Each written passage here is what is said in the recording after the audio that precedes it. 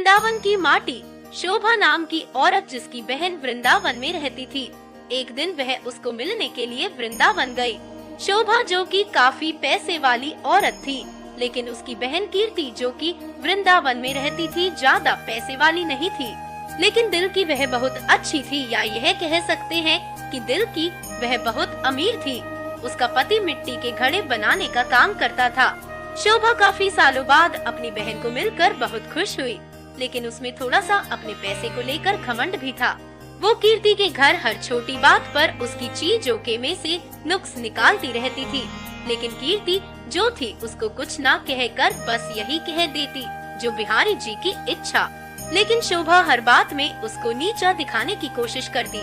कीर्ति ने अपनी तरफ से अपनी बहन की आप भगत में कोई कमी ना छोड़ी। उसने अपनी बहन का पूरा ख्याल रखा। उसने उसको वृंदावन के सारे मंदिर के दर्शन करवाए और उनकी महिमा के बारे में बताया।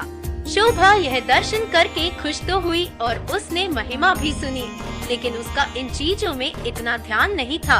बस दर्शन करके वापस आ गई। उसको वृंदावन में रहते हुए काफी दिन हो गए। एक दिन वह अपनी बहन से बोली कि कीर्ति, अब बहुत दिन हो गए तेरे घर को रहते हुए, अब मुझे अपने घर को जाना चाहिए। कीर्ति थोड़ी सी उदास हो गई और बोली, बहन कुछ दिन और रुक जाओ। लेकिन शोभा बोली, नहीं, काफी दिन हो गए मुझे आए हुए। घर में मेरा पति और बच्चे अकेले हैं, उनको सास के सहारे छोड़कर आई हूँ। अब मैं फिर कभी आऊंगी। जब शोभा वापस जाने लगी कि कीर्ति जो कि शोभा की बड़ी बहन थी, तो उसने अपनी छोटी बहन को उपहार स्वरूप मिट्टी का घड़ा दिया। घड़े को देखकर शोभा हैरान सी हो गई और मन में सोचने लगी, क्या कोई उपहार में भी घड़ा देता है। लेकिन कीर्ति के बार बार आग्रह करने पर उसने अनमने से घड़ा ले लिया। जब शोभा जाने लगी तो कीर्ति की आंखों में आंसू थे, लेकिन शोभा उससे नजरें चुराती हुई जल्दी जल्दी वहाँ से चली गई। सारे रास्ते शोभा यही सोचती रही कि मैं घर जाकर अपनी सास और पति को क्या बताऊंगी कि मेरी बड़ी बहन ने मुझे घड़ा उपहार के रूप में दिया है। उसको इस बात से बहुत लज्जा आ रही थी।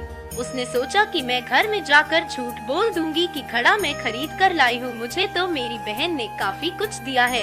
इसी तरह सोचती सोचती मैं घर पहुँची और उसने घर जाकर घड़ा अपनी रसोई के ऊपर रख दिया। उसको मन में बहुत ही गुस्सा आ रहा था कि मेरी बहन क्या इस लायक भी नहीं थी छोटी बहन को कुछ पैसे उपहार में दे सके। एक घड़ा सा पकड़ा दिया है। अब उसको अपने घर आए काफी दिन हो गए। गर्मियों के दिन थे, तभी उसके गांव में पानी की बहुत दिक्कत आने लगी। कुएं में नदियों में पानी सूख गया। उसके गांव के लोग दूर दूर से पानी भर कर लाते थे। पैसे होने के बावजूद भी शोभा को पानी के लिए बहुत दिक्कत हो रही थी। एक दिन शोभा बहुत दूर जाकर उनसे पानी भर रही थी। वहाँ पर और भी औरतें पानी भरने के लिए आई हुई थी, तो जल्दी पानी भरने की होड़ में धक्का मुक्की में शोभा का घड़ा टूट गया। शोभा दूसरी औरतों पर चिल्लाने लगी, यह आपने क्या किया? बड़ी मुश्किल से तो मैंने पानी भरा था, आप लोगों ने धक्का मुक्की करके मेरा घड़ा तोड़ दिया है। अब वह उदास मन से घर को आई। अब उसके पास कोई और दूसरा बर्तन भी नहीं था पानी भरने के लिए। तभी अचानक उसको अपनी बहन के दिए हुए घड़े की याद आई, तो उसने रसोई के ऊपर से घड़ा उतारा और फिर चल पड़ी बड़ी दूर पानी भरने के लिए। जब कुएं पर पहुंची, अभी भीड़ कम हो चुकी थी। वह घड़े में पानी भरकर घर लाई। तभी उसका पति खेतों से वापस आया। गर्मी अधिक होने के कारण वह गर्मी से बेहाल हो रहा था और आकर कहता, शोभा क्या घर में पानी है? क्या एक गिलास पानी मिलेगा? तो शोभा ने कहा, हाँ मैं अभी भर कर लाई हूँ। तभी उसने उस घड़े में से एक गिलास पानी भरकर अपने को पति को दिया। गले में से पानी उतरते ही उसका पति एकदम से उठ खड़ा हुआ और बोला, यह पानी तुम कहाँ से लाई हो?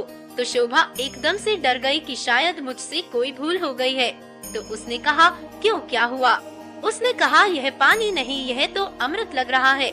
इतना मीठा पानी तो आज तक मैंने नहीं पिया। यह तो कुएं का पानी लग ही नहीं रहा, यह तो लग रहा है किसी मंदिर का अमृत है।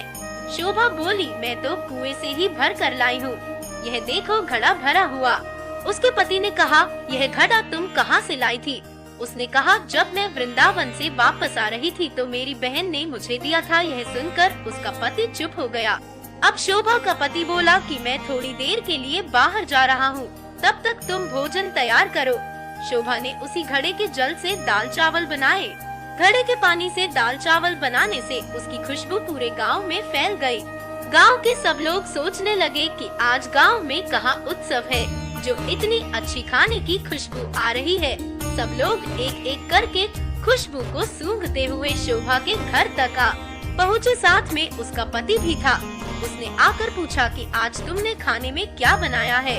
उसने कहा कि मैंने तो दाल और चावल बनाए हैं। सब लोग हैरान हो गए कि दाल चावल की इतनी अच्छी खुशबू। सब लोग शोभा का मुंह देखने लगे कि आज तो हम भी तेरे घर से दाल चावल खाकर जाएंगे। उसने किसी को मना नहीं किया और थोड़ी थोड़ी दाल चावल सबको दिए।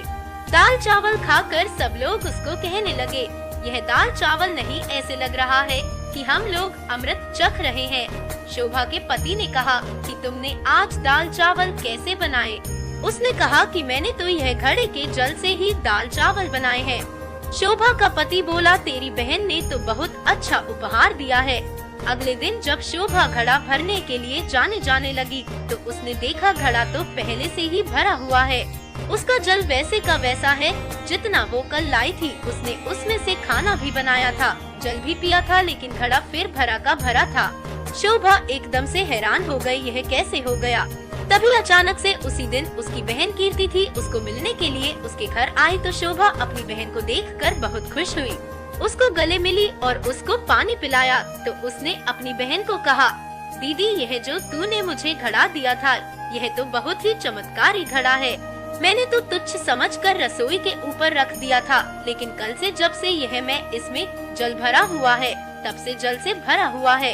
इसका जल इतना मीठा है और इसके जल से मैंने दाल और चावल बनाए जो कि अमृत के समान बने थे। उसकी बहन बोली, अरे ओ मेरी भोली बहन, क्या तू नहीं जानती कि यह घड़ा ब्रज की रज यानी वृंदावन की माटी से बना है, जिस पर साक्षात किशोरी जी और ठाकुर जी नंगे पाँव चलते हैं। उसी रज से यह घड़ा बना है। यह घड़ा नहीं, साक्षात किशोरी जी और ठाकुर जी के चरण तुम्हारे घर पड़े हैं। किशोरी जी और ठाकुर जी का ही स्वरूप तुम्हारे घर आया है। यह सुनकर उसकी बहन अपने आप को कोसती हुई और शर्मिंदा होती हुई अपनी बहन के कदमों में गिर पड़ी और बोली, मुझे क्षमा कर दो जो मैं वृंदावन की रज माटी की महिमा को न जान सकी। जिसकी माटी में इतनी शक्ति है तो उस बांके बिहारी और लाडली जू में कितनी शक्ति होगी, मैं अज्ञानी मूर्ख न जान सकी। मुझे ब्रज की रज की महिमा और उसकी महत्वता का नहीं पता था, मुझे क्षमा कर दो। उसकी बहन उसको उठाकर गले लगाती हुई बोली कि बहन किशोरी जी और ठाकुर जी बहुत ही करुणा अवतार है, तुम्हारे ऊपर उनकी कृपा थी जो इस घड़े के रूप में, इस रज के रूप में तुम्हारे घर पधारे। शोभा बोली, बहन तुम्हारे ही कारण मैं धन्य हो उठी हूँ, तुम्हारा लाख लाख धन्यवाद। यह कहकर दोनों बहनें आंखों में आंसू भरकर एक दूसरे के गले लगकर रोने लगी। जय जय श्री राधे।